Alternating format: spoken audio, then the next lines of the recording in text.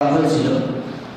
আজ ইনশাআল্লাহ আল্লাহর পরে যার স্থান অর্থাৎ নবী করিম সাল্লাল্লাহু আলাইহি সাল্লামের, তিনি আমাদেরকে কত ভালোবাসেন এবং আমাদের তার প্রতি কী করণীয় আছে সেই সম্পর্কে সংক্ষিপ্ত কিছু আলোচনা করবেন ইনশাআল্লাহ তাবারক তাআলা। দেখুন, এটা নিশ্চিত যে আল্লাহ তাবারক তাআলার পর যদি আমাকে আপনাকে কেউ ভালোবেসে থাকে, কারো দয়া থেকে থাকে, তো সবচাইতে বেশি আমাদেরকে ভালোবেসেছেন, আমাদেরকে কাছে টেনেছেন, আমাদের জন্য চিন্তিত হয়েছেন, আমাদের জন্য ভেবেছেন, কেঁদেছেন এবং আগামীতে কাঁদবেন, এই হচ্ছেন নবী মুহাম্মদ সাল্লাল্লাহু আলাইহি ওয়াসাল্লাম। বুখারী শরীফের একটা হাদিস পাকের মধ্যে এসেছে, নবী করিম সাল্লাল্লাহু আলাইহি ওয়াসাল্লাম নিজে বলেছেন, আনা আওলা বিল মুমিনিনা মিন আনফুসিহিম, যে আমি মুমিনদের জন্যে সে তার জন্য যতটা মঙ্গল না কামনা করেন তার চাইতে বেশি মঙ্গল কামনা করেন আমি নবী মুহাম্মদ সাল্লাল্লাহু আলাইহি ওয়াসাল্লাম তার জন্য। মানে আমি আপনি আমাদের ব্যাপারে যতটা না মঙ্গল চাই, যতটা না ভালো চাই, যতটা না ভালো করতে চাই, তার চাইতে বেশি আল্লাহ নবী সাল্লাল্লাহু আলাইহি ওয়াসাল্লাম আমাদের ভালো করতে চান, আমাদের ভালো চান, আমাদের মঙ্গল চান। এ কথা নবী করিম সাল্লাল্লাহু আলাইহি ওয়াসাল্লাম নিজে বলেছেন। এই হাদিস পাকের মধ্যে এসছে, আল্লাহ নবী বলছেন, যদি কোনো মানুষ, কোনো ব্যক্তি মারা যায়, ইন্তেকাল করে, আর সে ঋণী অবস্থায় মারা যায়, ঋণ করে যায়, তা আমার উন্নতি হওয়ার সূত্রে সেই ঋণ পরিশোধ করব আমি। আর যদি কোনো মানুষ এমন মারা যায়, সে অর্থ ছেড়ে যায়, তার সন্তান সন্ততি থেকে থাকে, তো সেই অর্থটা তারা বন্ধন করে নেবে, সেখানে আমার কোনো হক নেই, অধিকার আমি দেখাবো না সেখানে। কিন্তু যদি সে অসহায় অবস্থা হয়ে যায়, সে ঋণী অবস্থায় মারা যায়, ঋণ পরিশোধ করার মতো কেউ নেই, থাকবে না, সে সময় তার জন্য আমি নবী আছি। আল্লাহ নবী সাল্লাল্লাহু আলাইহি ওয়াসাল্লাম কথা বলেছেন, এই হাদিসের মধ্যেই বলেছেন। হযরত আয়েশা সিদ্দিকা রাদিয়াল্লাহু তাআলা আনহা হাদিস আপনাদেরকে শুনিয়েছে, আল্লাহ নবী সাল্লাল্লাহু আলাইহি ওয়াসাল্লাম বাড়ি এসেছেন, একটা ভালো পরিবেশ স্বামী স্ত্রীর মধ্যে হয়েছে, কথা বলছেন, খুব ফ্রি হয়ে আল্লাহ নবী ছিলেন, আয়েশা সিদ্দিকাও ছিলেন। তো সেই সময় আল্লাহ নবী সাল্লাল্লাহু আলাইহি ওয়াসাল্লামকে আয়েশা সিদ্দিকা বললেন যে রাসূলুল্লাহ, আপনি আমাদের একটা বিশেষ দোয়া করুন, দোয়া করতে বলেন। তো আয়েশা সিদ্দিকা রাদিয়াল্লাহু তাআলা আনহা নবী করিম সাল্লাল্লাহু আলাইহি ওয়াসাল্লামের কাছে দোয়া করতে বলেছিলেন। তো আল্লাহ নবী তিনি হাত তুললেন, তুলে বললেন, আল্লাহ মাগফিরি আয়েশাতা, আল্লাহ আয়েশাকে ক্ষমা করে দেওয়া হোক, মা তাকাদ্দামাত ওয়া মা তাআখারাত ওয়া মা আসাফাত ওয়া মা আলানাত, আয়েশা পূর্বে যত গুনাহ করেছে সেই গুনাহগুলো মাফ করে দেওয়া হোক, আগামীতে যা গুনাহ করবে সেগুলো মাফ করে দেওয়া হোক, প্রকাশ্যে যে গুনাহ করেছে তাও মাফ করে দেওয়া হোক, এবং গোপনে যে গুনাহ করেছে সেগুলো মাফ করে দেওয়া হোক। এত বড় দোয়া যখন আল্লাহ নবী সাল্লাল্লাহু আলাইহি ওয়াসাল্লাম আয়েশা সিদ্দিকার জন্য করলেন, আয়েশা সিদ্দিকা তখন আনন্দের খুশিতে ওই ঘরে শুয়ে পড়েছেন, শুয়ে পড়ে গড়াগড়ি করছেন। আয়েশা সিদ্দিকা বলছেন, আল্লাহ নবী বলছেন যে আয়েশা তুমি শুরু করলে না, কী হয়েছে? তাহলে আসলে এর থেকে খুশি হতে পারে? আপনি আমার জন্য এত বড় দোয়া করলেন যে আমার আগের পরের গুনাহ, প্রকাশ্য অপ্রকাশ্য সমস্ত গুনাহ আল্লাহ আমাকে মাফ করবেন, সেই দোয়া আপনি করলেন, তাই আমি আনন্দে গড়াগড়ি দিচ্ছি। আল্লাহ নবী সাল্লাল্লাহু আলাইহি ওয়াসাল্লাম চুপ করে বললে, আয়েশা তুমি জানো এই দোয়াটা আমি আমার উম্মতের জন্যে দিনে 5 বার 5 ওয়াক্ত নামাজের পরে করি। যখন তো যান এদিকে শোনো কি বললাম। আয়েশা সিদ্দিকাকে আল্লাহ নবী বললেন, আয়েশা তোমাকে একবার তুমি বলেছো আমার কাছে, সবচাইতে আমার প্রিয় তুমি স্ত্রী, তুমি আমার কাছে বলার জন্য আমি তোমার একবার দোয়া করেছি, তাই তুমি এত খুশি হচ্ছ। আমি আমার উম্মতের জন্য এই দোয়াটা দিনে 5 বার করি, 5 ওয়াক্ত নামাজের পরে, যা আমার উম্মতকে আল্লাহ ক্ষমা করে দাও, যা করেছে করে দাও ক্ষমা, যা করবে ক্ষমা করে দাও, আল্লাহ যা অপকাশ্যে করে প্রকাশ্যে করে সমস্ত গুনাহকে ক্ষমা করে দাও। মুসলিম শরীফ এক রিওয়ায়াতে এসেছে, আল্লাহ নবী সাল্লাল্লাহু আলাইহি ওয়াসাল্লাম মদিনায় এক জায়গায় গিয়ে অধরভাবে কাঁদছেন, সিজদারত অবস্থায় হাওয়া করে কাঁদছেন। আল্লাহ জানেন কেন কাঁদছেন, তারপরে জিবরিল আলাইহিস সালামকে বললেন, জিবরিল তুমি যাও, আমার হাবিবের কাছে চলে যাও, আমার হাবিবকে জিজ্ঞাসা করো যে কেন কাঁদছে। শুধু আপনাকে আমাকে জানানোর জন্যে যে নবীকে আমরা এইভাবে ত্যাগ করব, যে নবীর দিনকে আমরা এইভাবে ছেড়ে দেবো, সেই নবী কী করেছেন এইটা জানানোর জন্য আল্লাহ তাবারক ওয়া তাআলা জিবরিল আলাইহিস সালামকে পাঠিয়ে দিয়ে বললেন, জিবরিল যাও, গিয়ে দেখো আমার বন্ধু কেন কাঁদছে, এ ওয়াকাতারে কেন কাঁদছে। জিবরিল আলাইহিস সালাম কি আসসালামু আলাইকুম ইয়া হাবিবাল্লাহ, আপনি এত কাঁদছেন কেন, আল্লাহ আমাকে পাঠিয়েছেন, আপনি বলুন আপনার কী চাওয়া কী পাওয়া আছে। তো আল্লাহ নবী সাল্লাল্লাহু আলাইহি ওয়াসাল্লাম তখন বললেন জিবরিল আলাইহিস সালামকে যে জিবরিল, আমার উম্মতের টেনশনে, উম্মতের চিন্তায় আমি কাঁদছি, আমার উম্মত তো গুনাহ করে ফেলবে, আমার উম্মত তো অসম্পদে যাবে, আমার উম্মতের হাল কী হবে, আমার উম্মতকে আল্লাহ ক্ষমা করে দিক, আমি এই জন্য কাঁদছি। তাহলে তুমি যাও আল্লাহর কাছে পায়গাম নিয়ে যাও, আল্লাহকে বলো যে আপনার হাবিব এই জন্য কাঁদছে। জিবরিল আলাইহিস সালাম আল্লাহর কাছে গিয়ে বললেন যে আপনার হাবিব, আপনার বন্ধু উম্মতের চিন্তায় ফিকিরে পড়ে কাঁদছেন, এটা উনি বলেছেন আমাকে।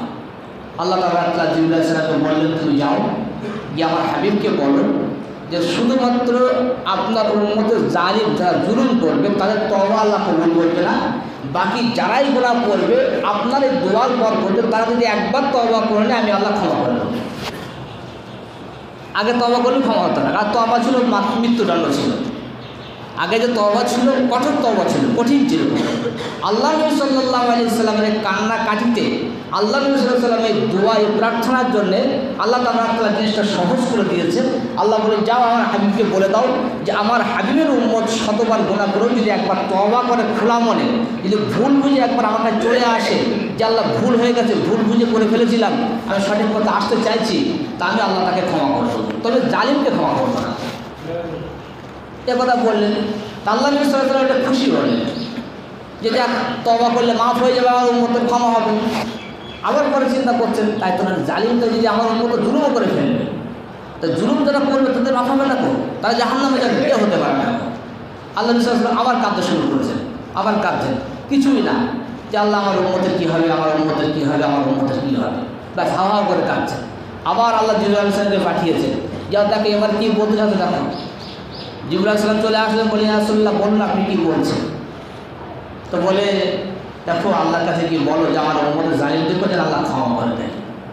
সে তো আমার উম্মত, হয়তো জুলুম করে ফেলে দেবে, তো আমার উম্মতের জালিমদেরকে যেন আল্লাহ জাহান্নামে না দেয়, তারা যদি তওবা করে নেয় যদি আল্লাহ ক্ষমা করে দেয়, তার তওবাটাকে যেন কবুল করে নেয়, আমি এটাই চাচ্ছি। জিবরিল আলাইহিস সালাম আল্লাহর কাছে চলে গেলেন, গিয়ে বলেন, আল্লাহ আপনার হাবিব আপনার এই কথা বলেছেন যে আমার উম্মতের জালিমদেরকেও ক্ষমা করে দেওয়া হোক, তওবা করলে মাফ করে দেওয়া হোক। আল্লাহ বলেন, যাও আমার হাবিবকে বলো যে তোমার উম্মতের জালিমদেরকেও আমি ক্ষমা করব। যদি জুলুম করার পর আমরা ক্ষমা পেয়ে থাকি আল্লাহর কাছে, আল্লাহ জুলুম সহ্য করে না, আল্লাহ জুলুম করে না, আল্লাহ জুলুম সহ্য করে না। জুলুম করার পরেও যদি আমাদের ক্ষমা হয়ে থাকে আল্লাহর কাছে কান্নাকাটির পরে, তওবার পরে, এর পিছনে আছে নবী সাল্লাল্লাহু আলাইহি সাল্লামের দোয়া, তার চাওয়া, তার আমাদের প্রতি চিন্তা, তার কান্না আমাদের প্রতি। শুধু এই নয়, পৃথিবীর বুকে তো আল্লাহ কাউকে গরিব করে পাঠায়, দুই কায়নাতে দুই জগতের বাদশাহ গরিব ছিলেন না, গরিব ইচ্ছা করে হয়েছিলেন। একটা ঘটনা বলে, আয়েশা ফাতেমা রাদিয়াল্লাহু তাআলা আনহার বাড়ি গেছে, হয়তো ইমরান সঙ্গে আছে, আওয়াজ দিয়েছে যে ফাতেমা আমি আসছি, আমার সঙ্গে ইমরান আছে, তুমি পর্দা করো। পর্দার ভেতর থেকে হয়তো ফাতেমা আওয়াজ দিচ্ছেন, আব্বু আমার কাছে পর্দা করার মতো করে কিচ্ছু নেই, এতটা আর্থিক সংকট ছিল। পর্দা করবেন হয়তো ফাতেমা রাদিয়াল্লাহু তাআলা আনহা, সেই পর্দায় কাপড় নেই বাড়ি। আল্লাহ নবী সাল্লাল্লাহু আলাইহি সাল্লামের গায়ে সবসময় দুটো চাদর থাকতো, একটা পরে একটা গায়ে থাকতো। গায়ে চাদরটা খুলে ভেতরে দিয়ে বলছে, ফাতেমা এনা চাদরটা খুলে পর্দা করো, চাদরটা গায়ে দিয়ে সাইড হয়ে পর্দা করে নাও। পর্দা করে নিলেন, ভেতরে ঢুকলেন, শুনেছিলেন শরীর খারাপ গিয়েছে। আল্লাহ নবী সাল্লাল্লাহু আলাইহি সাল্লাম হাজরত ফাতেমাকে বলছেন যে মা শুনলাম তোমার শরীর খারাপ। তো আল্লাহ নবী হাতটা নিয়েছেন, যাতার পিছনে পিছনে হাত শক্ত হয়ে গেছে, শরীর খারাপের জন্য চোখ মুখ লাল হয়ে গেছে, ছলছল করছে, তারপরে আমার খাওয়া নেই। আল্লাহ নবী সাল্লাল্লাহু আলাইহি সাল্লাম তখন হয়তো ফাতেমার কাছে জিজ্ঞেস করছেন ফাতেমার কী অবস্থা। তো হয়তো ফাতেমা রাদিয়াল্লাহু তাআলা আনহা বলছেন, আব্বু এক তো শরীর খারাপ, তারপর আমার দুদিন খাওয়া হয়নি, আর হাতের অবস্থা আমার এই। তো যে নবী বড় বড় বিপদ সামনে নিয়েছেন হাসি মুখে, ব্যথা পাননি, দুঃখ পাননি, কিন্তু মেয়ে না, মেয়ের এই কথা শুনে আল্লাহ নবীর চোখে পানি চলে এসছে।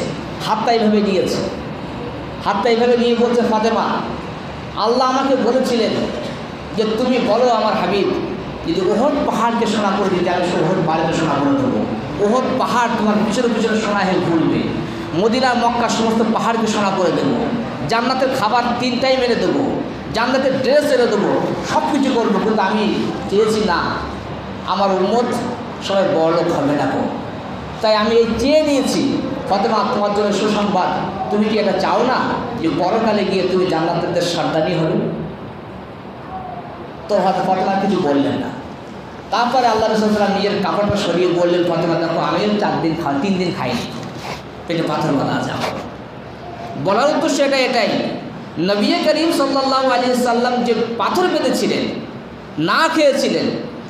আয়েশা সিদ্দিকা বলছেন, বর্ণনা করেছেন যে 2 মাস, বুখারী হাদিস, 2 মাস আমাদের ঘরে চুলো জ্বলেনি, শুধু 1 গ্লাস পানি, কখনো 2টো খেজুর, একটা খেজুর খেয়ে আমরা দিন কাটিয়েছি। 2 মাস, গোটা পৃথিবীর মধ্যে এই ধরনের গরিব এখন নেই। 2 মাস ঘরে চুলো জ্বলানোর এখন গরিব গোটা পৃথিবীতে নেই। যে নবীকে আল্লাহ তাআলা গোটা কায়নাতের বাদশা করলেন, ইহকাল পরকাল, যার জান্নাত যাকে পেয়ে সব খুশি হবে, আরশ যাকে পেয়ে ধন্য হয়েছে, যাকে পেয়ে পৃথিবী খুশি হয়েছে, ধন্য হয়েছে, সে নবী তার ঘরে 2 মাস চুলো জ্বলেনি। এটা গেল। আল্লাহ নবী সাল্লাল্লাহু আলাইহি ওয়াসাল্লাম যাচ্ছেন এক বাগানে একটা খেজুর পড়ে আছে, খাবার মতো খেজুর না, নোংরা এবং খারাপ খেজুর। নোংরা বলতে খারাপ খেজুর, খাওয়ার উপযুক্ত না। আল্লাহ নবী সাল্লাল্লাহু আলাইহি ওয়াসাল্লাম খেজুরটা তুললেন, পোষা করে নিলেন, নিয়ে সেই খেজুর গালে দিলেন। গালি দেওয়ার আগে সঙ্গে ছিল আব্দুল্লাহ ইবনে ওমর ছিলেন। আব্দুল্লাহ ইবনে ওমর রাদিয়াল্লাহু তাআলা আনহুকে আল্লাহ নবী সাল্লাল্লাহু আলাইহি ওয়াসাল্লাম বলছেন যে, ওমর, আব্দুল্লাহ, তুমি খাবে খেজুর? তা আব্দুল্লাহ ইবনে ওমর বলছেন যে, আমি খেজুর দেখে মনে হলো যে খেজুরটা খাওয়া যাবে। আল্লাহ নবী সেই খেজুরটা বিসমিল্লাহ বলে মুখে দিলেন, দিয়ে আমার দিকে তাকিয়ে বলছেন যে, আব্দুল্লাহ, মা যুক্ত শাইয়ান হাযিহির রাবিয়া, যে 4 দিন এই পেটে কিছু পড়িনি, আমি সহ্য করতে পারছি না। আমিও জানি যে খেজুরটা খাওয়ার মতো না, কিন্তু পেটে 4 দিন কিছু নেই। 4 দিন যদি পেটে পাথর বেঁধে থাকেন, না খেয়ে থাকেন, পেটে কিছু না পড়ে থাকে, এটা শুধু ছিল আমার আপনার দিকে তাকিয়ে, যে আমার উম্মত যাতে ভেঙে না যায়, আমার উম্মত কথা বলতে না পারে যে নবী তো নবী ছিলেন, ধনী ছিলেন, নবীর কোনো ব্যাপার ছিল না, কোনো নাউযুবিল্লাহ, কিন্তু এই কথা বলে আমার উম্মত যাতে গুমরা না হয়ে যায়, পথভ্রষ্ট না হয়ে যায়, এই জন্যে 4 দিন কখনো পাথর বেঁধেছেন, কখনো না খেয়ে থেকেছেন। ফাতেমাকে কষ্ট দিয়েছেন, কষ্ট পেয়েছেন, বাড়ি চলে গেলেন, স্ত্রীরা কষ্ট পেয়েছেন, যে সহ্য করেছেন, কিন্তু উম্মতের ভালোর জন্য এটা করেছেন। এতে গেল। লাস্ট একটা কথা বলি, একদম যখন শেষ, যখন আল্লাহ সাল্লাল্লাহু চলে যাচ্ছেন, বিদায় নেবেন দুনিয়া থেকে, হয়তো জিবরাইল চলে এসেছেন, শর্টে বলি, এসে বলছে, ইয়া রাসূলুল্লাহ, মৃত্যু ফেরেশতা বাইরে অপেক্ষা করছে, আপনি বললে ভিতরে আসবে। শুনুন তাহলে কী নবীকে আমরা পেয়েছি, যে মৃত্যুর ফেরেশতা বাইরে অপেক্ষা করছে, আপনি পারমিশন দিলে ভিতরে আসবে। যাওয়ার ক্ষমতা সেখানে নেই, আল্লাহ এত শান দিয়েছে। তো বলে, ঠিক আছে, আসতে বলো। এসে সালাম করে বলছে, রাসূলুল্লাহ, আল্লাহ আমাকে পাঠিয়েছেন, আর প্রথম আমার বলেছেন যে আমার হাবিবের কাছে গিয়ে বলবে, যদি আমার হাবিব মৃত্যুবরণ করতে চায় তো জানটা নিয়ে আসবে, আর যদি আমার হাবিব বলে যে না আমি মরবো না, তা ছেড়ে চলে আসবে। বলে, আমি যখন থেকে দায়িত্ব পেয়েছি আজ পর্যন্ত কোথাও আল্লাহ এই কথা বলেনি, এ প্রথম। তো যখন এই কথা বলেছেন, তো বলছে, যদি দেখো আমি যদি তোমাকে বলি যে আমার জান কবজ করে তুমি করবে? বলে, হ্যাঁ আসলাম করবো। তখন আল্লাহ নবী সাল্লাল্লাহু আলাইহি ওয়াসাল্লাম জিবরিল আলাইহিস সালামের দিকে তাকিয়ে বলছে, ভাই তুমি কি বলছো, তোমার কি মত? জিবরিল আলাইহিস সালাম বললেন, রাসূলুল্লাহ, আরশওয়ালা আপনার অপেক্ষা করছে, আল্লাহ আপনার দিদার অপেক্ষা আছে, আপনার ইন্তেকাল করাটাই বেস্ট, ভালো হবে। তখন আল্লাহ নবী সাল্লাল্লাহু আলাইহি ওয়াসাল্লাম বললেন, জিবরিল, বুঝতে পেরেছি আমি, তো তুমি আল্লাহর কাছে চলে যাও, আমি ইন্তেকাল করব। আমার এই উম্মতের সুখে দুঃখে বিপদে পড়লে আমি আল্লাহর কাছে কাঁদতাম, হাত তুলতাম যে আল্লাহ আমার উম্মতকে উদ্ধার করো। মানুষ কোনো অসহায় হলে তার পাশে দাঁড়াতাম, কোনো সমস্যা হলে আমি সমস্যার সমাধান করতাম। আমি যখন থাকবো না, আমার এই উম্মতদেরকে সাহারা হবে, এটা আমার বড় চিন্তা। তুমি যাও আল্লাহর কাছে গিয়ে বলো যে আমার অবর্তমান আর উম্মতের হালটা কেউ সামলাবে, আমার কোনো অসুবিধা নেই মৃত্যুবরণে, এটা আমার সমস্যা। শুনি না ফাতেমার কথা, না আয়েশার কথা, না হাসান হুসাইনের কথা, না আলীর কথা, না আবু বকর রাদিয়াল্লাহু আনহুর কথা, তারও কথা নেই। কথা আছে তো উম্মতের কথা। কোন উম্মতের কথা? যে উম্মত 24 ঘন্টা গুনায় লিপ্ত থাকবে, কোন উম্মতের কথা? যে উম্মত মসজিদের পাশ দিয়ে পায়ে হেঁটে নামাজের টাইম দিতে সাহস করবে, যে উম্মত নবী সাল্লাল্লাহু আলাইহি সাল্লামের রক্ত ঝরনের দিনকে জলাঞ্জলি দিতে দেবে, যে উম্মত নবী সাল্লাল্লাহু আলাইহি সাল্লাম প্রত্যেকটা সুন্নতকে নিজে হাতে মিটাবে, যে উম্মত নবী সাল্লাল্লাহু আলাইহি সাল্লামের প্রত্যেকটা দিনের বিধানকে রেখে যাওয়া রক্ত ঝরনের দিনটাকে হাসি মুখে বিসর্জন দেবে, পরিবার থেকে, ব্যক্তি জীবন থেকে, সামাজিক জীবন থেকে, পারিবারিক সব জায়গাতে বিদায় নেবে, সেই উম্মতের জন্য বলছেন যে যাও জিবরিল আল্লাহর কাছে গিয়ে বলো আমার উম্মত আমার অবর্তমানে কী হবে। আল্লাহ বললেন যাও জিবরিল আমার হাবিবকে বলে দাও লা লাকসুল বাদাকা ইয়া হাবিবি, যে আমি আপনার উম্মতকে আপনার অবর্তমানে অসম্মানিত করবো না গো। আল্লাহ নবী দুটো তিনটে দোয়া চেয়েছিলেন, তার মধ্যে একটা মেন দোয়া ছিল যে আল্লাহ আমার উম্মতকে একসাথে ধ্বংস করবেন। আল্লাহ বলে যাও কবুল করে নিলাম। বলে আল্লাহ আমার উম্মতের যেন গুনার কারণে আকৃতি পরিবর্তন না হয়, যেমন পূর্ব উম্মত হয়েছিল। আল্লাহ বলে যাও এটা কবুল করলাম। কোথায় কসম করে বলছি, যদি আল্লাহ নবীর এই মৃত্যুর সময় দোয়া না থাকতো, আমরা যে হারে গুনায় লিপ্ত হয়ে আছি, হয় আকাশ থেকে আগুন পড়তো আর না হয় মাটি ধসে যেত। যে হারে আমরা গুনায় লিপ্ত হয়ে আছি, 1000 গুণ বেশি পাপ এক ওয়াক্ত নামাজ ছাড়া। শুধুমাত্র বনি ইসরায়েলরা সমুদ্রের রাস্তা করে দিয়ে মাছ ঢুকিয়ে নিয়েছিল, মাছ ধরিয়ে নিল, মাছ ধরা নিষেধ ছিল, কিন্তু মাছ ঢুকিয়ে নিয়ে মুখ আটকে দিয়েছিল, এই অপরাধ ছিল তাদের। আল্লাহ তাবারক তাআলা এই অপরাধটা পছন্দ করেনি। কেন ওরা মাছ আটকে নিল, কেন ওরা বন্ধ করে দিল? আল্লাহ ওদেরকে শুয়োর বাদর করে দিয়েছিল। যদি আল্লাহ নবীর দোয়া না থাকতো, তাই নামাজ ছাড়া হচ্ছে 1000 গুণ বেশি বড় গুনাহ, গীবত করা হচ্ছে 1000 গুণ বেশি বড় গুনাহ, মানুষের মনে মানুষকে ধোঁকা দেওয়া হচ্ছে বেশি বড় গুনাহ, সুদ খাওয়া হচ্ছে বেশি বড় গুনাহ, অন্য কাজ করা বড় বড় পাপ কাজ যেগুলো আমরা করছি সেগুলো অনেক বড় গুনাহ। আল্লাহ আমাদের হয় শুয়োরে পরিণত করতো, না বাদরে পরিণত করতো, তা কী করতো আল্লাহ পাক তিনিই জানেন। কিন্তু নবী মুহাম্মদ সাল্লাল্লাহু আলাইহি ওয়াসাল্লামের দোয়া ছিল বলে আমরা বেঁচে আছি, এখন ভালোভাবে বেঁচে আছি। লাস্ট দোয়া করেছেন যে রাসূলুল্লাহ আল্লাহ আমার উম্মতের জন্য ফিতনা না পড়ে। আল্লাহ বলেন এটা হবে না। এই দোয়াটা আল্লাহ কবুল করেননি, যে আল্লাহ আমার উম্মতের জন্য ফিতনার মধ্যে পড়ে না যায়, ফিতনায় লিপ্ত না হয়ে যায়। আল্লাহ বলেন না, এই দোয়াটা হবে না, তোমার উম্মত ফিতনার মধ্যে লিপ্ত হবে, ধ্বংস হবে, উম্মত ফিতনার মধ্যে লিপ্ত হবে। এ তো গেল। লাস্টে আল্লাহ নবী জান চলে গেছে। যাওয়ার পরে একটা সময়, কথা শেষ করছি, একটা সময়, এটা আমরা সবাই অনেকবার আমি বলেছি, আজও বলছি, একটু ভাবার দরকার আছে। একটা সময় যাদের জন্যে একটা মানুষ দেখুন কীভাবে তার জীবন ভবিষ্যৎ নষ্ট করছে, পরকালে আসল ভবিষ্যৎ, হয় স্ত্রীর মহব্বতে পড়ে, নাই ছেলেপিলে ভবিষ্যৎ করার জন্যে, সন্তানদের ভবিষ্যৎ করার জন্যে, একটু ভালো খাওয়ার জন্যে, একটু ভালো পড়ার জন্যে, দুটো পয়সার জন্যে পরকাল নষ্ট করছে। যে সন্তানের জন্য আপনি ভবিষ্যৎ নষ্ট করছেন, যে স্ত্রীর জন্য আপনি ভবিষ্যৎ নষ্ট করছেন, একটা সময় এমন হবে যা রব্বুকা মালাকান সাফা সাফা, আল্লাহ চলে আসবেন, ওয়াউযিফাতুল জান্নাতুল লিল মুত্তাকিন, আল্লাহর আরশের ডান দিকে জান্নাত নিয়ে আসা হবে, বাম দিকে জাহান্নাম নিয়ে আসা হবে, পাল্লা রেখে দেওয়া হবে। আল্লাহ গম্ভীর আওয়াজ করবেন, সূর্য মাথার উপরে চলে আসবে। যখন আল্লাহ গম্ভীর আওয়াজ শুনবে, প্রত্যেকটা মানুষ একই কথা বলবেন, আরে আমি আপনি তো পড়ে মরুক, আমরা তো গুনাহগার, যারা নিষ্পাপ, যারা জান্নাতে যাবেন 100 শিওর, প্রত্যেকটা নবী এবং প্রত্যেকটা ফেরেশতা, তারা পর্যন্ত জাহান্নামের আওয়াজ দেখে, আগুন দেখে, আল্লাহর গম্ভীর ভাব দেখে সিজদারত অবস্থায় ইয়া রব্বি নফসি ইয়া রব্বি নফসি করতে থাকবেন, যে আল্লাহ আমি আজ কারো দেখতে চাই না, আমার কারো প্রয়োজন নেই, আল্লাহ তুমি আমাকে বাঁচিয়ে নাও, আল্লাহ তুমি আমাকে বাঁচিয়ে নাও। ভাড়ে যাক আমার উম্মত, ভাড়ে যাক আমার মা, ভাড়ে যাক আমার বাপ, সবাই একই কথা বলবে যে আল্লাহ আমাকে বাঁচিয়ে নেওয়া হোক, আমাকে বাঁচিয়ে নেওয়া হোক। সেই সময় যদি কেউ একটা কথা বলে থাকে, সেটা হলো আমার আপনার হাবিব, আমার আপনার নবী, সেটা আল্লাহর আরশের সামনে গিয়ে সিজদার অবস্থায় একটাই শুধু আওয়াজ আসবে, ইয়া রব্বি উম্মতি, ইয়া রব্বি উম্মতি, ইয়া রব্বি উম্মতি, যে আল্লাহ আজকে আমার উম্মতের না বাপ চাচ্ছে, না মা চাচ্ছে, না সন্তান চাচ্ছে, না ভাই চাচ্ছে, না বন্ধু চাচ্ছে, সবাই চেষ্টা করতে ওকে জাহান্নামে ফেলার জন্যে। আল্লাহ জাহান্নামের আগুন খুব কষ্ট, আল্লাহ খুব কঠিন, আমার এই উম্মত সহ্য করতে পারবে না, আমি মানছি গুনাহ করেছে, আল্লাহ আমি ওদের নবী, আল্লাহ আমার উম্মত এইভাবে আপনি জাহান্নামে দেবেন না, আল্লাহ এদেরকে বাঁচিয়ে নাও। আল্লাহ তাআলা বুখারীর হাদিসে এসছে, ইরফা রাসাকা ইয়া মুহাম্মদ, মাথা তোলো, কুল তুসমা, বলো তোমার কথা শোনা হবে, সাল তোতা, তুমি চাও তোমাকে দোয়া হবে, ইসফা তুসাফা, তুমি সুপারিশ করো তোমার সুপারিশ কবুল করা হবে।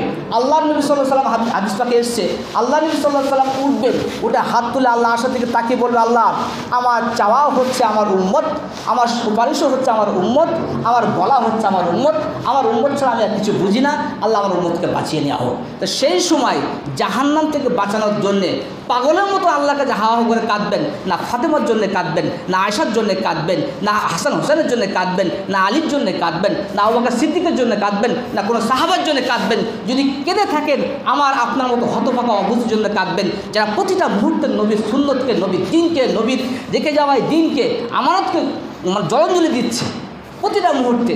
আমরা পৃথিবীতে ওই নবীকেই পেলাম, আল্লাহকেই পেলাম হামলা করার জন্যে, আঘাত করার জন্য, কষ্ট দেওয়ার জন্যে। বলুন দেখি আমাদের দিনটা কীভাবে চলছে। প্রতিটা মুহূর্তে সে নবীর কথা, মনে ব্যথা দেওয়ার জন্য কাজ করছে আমরা।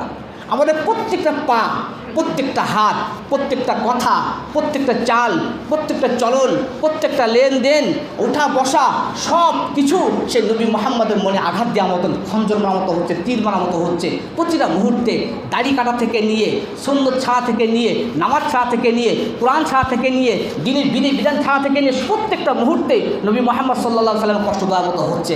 মাথায় রাখবেন, তাকেই কষ্ট দিলাম যে আমাদের জন্য কষ্ট সবসময় ভুগছেন, তাকেই কষ্ট দিলাম যে আমাদের জন্য কাঁদবেন, পাগলের মতন কাঁদবেন, তার কোনো প্রয়োজন ছিল না।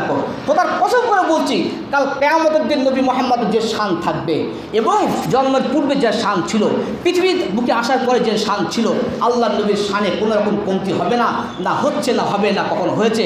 আল্লাহ নবীর শান আল্লাহর পরে আছে, থাকবে। কিন্তু শুধু মাত্র যে আল্লাহ নবী কখনো দুঃখ পেয়ে থাকেন, কেঁদে থাকেন, শুধু আমার আপনার জন্য কাঁদবেন, দুঃখ পেয়ে থাকে আমার আপনার জন্য দুঃখ পাবেন। এই জন্যে পাগলামি করে আমাদের লাভ নেই। যে নবী আমাদের জন্য এত চিন্তিত, এত দুঃখিত, এত কষ্ট সহ্য করেছেন, সহ্য করবেন, যে সেই নবীর জন্য আমাদের একটু ত্যাগ দেওয়ার দরকার আছে, একটু ভাবার দরকার আছে। এইভাবে ঠিক নয়, এইভাবে দিন থেকে জঞ্জলি দেওয়া ঠিক নয়। মসজিদ খালি পড়ে আছে, কোরআন ছেড়ে দেওয়া হয়েছে, দিন ছেড়ে দেওয়া হয়েছে। আরে যদি এমনটা হয়ে থাকে যে জাহান্নামে আগুন, জাহান্নামে বন্ধ হয়ে গেছে, জান্নাত শেষ, কোরআন মিথ্যা, আল্লাহ নেই, তাহলে ঠিক আছে। বলো দেখি, আল্লাহ সত্য, আল্লাহ আছে, থাকবেন। জান্নাত সত্য, জাহান্নাম সত্য, মৃত্যু সত্য, কবর সত্য, কোরআন সত্য। যদি এগুলো অসত্য হয়ে থাকে তাহলে ঠিক আছে, যা খুশি তাই করো। নামাজ পড়ার দরকার নেই, দিন শেখার দরকার নেই, কোরআন পড়ার দরকার নেই, মেয়েদেরকে কোরআন দিন শিক্ষা দেওয়ার দরকার নেই, বাচ্চাদেরকে দিন শিক্ষা দেওয়ার দরকার নেই, যা খুশি তাই করো। যে এমনটা হয়ে গেছে জাহান্নাম বলে কিছু নেই, জান্নাত বলে কিছু নেই, পরকাল বলে কিছু নেই, আল্লাহ বলে কিছু নেই, নাউযুবিল্লাহ, কোরআন নেই, সব কিছু মিথ্যা, সব কিছু মিথ্যা, তাহলে ঠিক আছে চলো এইভাবে। আর যদি তা না হয়ে থাকে আসতে হবে লাইনে। যদি জান্নাত বাস্তব হয়ে থাকে, জাহান্নাম বাস্তব হয়ে থাকে, মৃত্যু সত্য হয়ে থাকে, কবর সত্য হয়ে থাকে, আল্লাহ সত্য হয়ে থাকে, কোরআন সত্য হয়ে থাকে, তাহলে তো আমাদের আসতে হবে সঠিক পথে না। আল্লাহ আমাদের আমল করার তৌফিক দান করুন। আল্লাহ এই নবীর ব্যথা ভাবাটা আমাদের তৌফিক দান করুন। যে ভালো উনি আমাদের বাঁচতেন, কমসে কম তার প্রতি একটু মহব্বত করার তৌফিক দান করুন। তাইফে গিয়ে মার খেয়ে চলে এসছেন, রক্তাক্ত অবস্থায়, বেহুশ অবস্থায় যায়েদ বিন হারিসা তুলে নিয়ে এসছেন, উতবার বাগানে নিয়ে এসে রেখে দিয়েছে, পড়ে আছে। উতবার সবচেয়ে বড় শত্রু ছিল আল্লাহ নবী সাল্লাল্লাহু আলাইহি সাল্লামের। সেই উতবার দেখে সহ্য করতে পারিনি, সঙ্গে সঙ্গে আঙুর পেড়ে নিয়ে এসছে, এসে আব্বাসকে বলছে, আব্বাস আমি গেলেও খাবে না মোহাম্মদ, আমারও শত্রু, আমি ওর, আমার কাছে খাবে না, তুই যা নিয়ে যা। ওর যা অবস্থা দেখে আমার কষ্ট লাগছে, যে নবীর অবস্থা দেখে শত্রু কিন্তু কষ্ট পেয়েছে, যে ওর কী অবস্থা, তুই গিয়ে বল যে বংশের কসম, বংশে ছিল, বলছে ওই রক্তের কসম, বংশের কসম দিয়ে বলিস যে উতবা বলেছে বংশের কসম, কমসে কম আমার দিকে না তাকিয়ে তুই একটু আঙুরটা খেয়ে নে, তো শরীরটা ঠিক হোক। যে নবীর অবস্থা দেখে শত্রু কিন্তু ব্যথা পেয়েছে, আর ওই নবীর অবস্থাটা হয়েছে শুধু আমার আপনার জন্য। এই জন্য আমাদের ভাবার দরকার আছে, মাপ পাবো না, ছাড় পাবো না গো। আল্লাহ আমাদের তৌফিক দান করুক বুঝার, আল্লাহ আমাদের তৌফিক দান করুক সেই নবীর দিনকে টিকিয়ে রাখার জন্যে, সেই নবীর বার্তাকে, সেই নবীর বাণীকে আমাদেরকে বাঁচিয়ে রাখার জন্য, টিকিয়ে রাখার জন্য, নিজের জীবনে আনার জন্যে, নিজের পরিবারে আনার জন্য, সমাজ আনার জন্যে।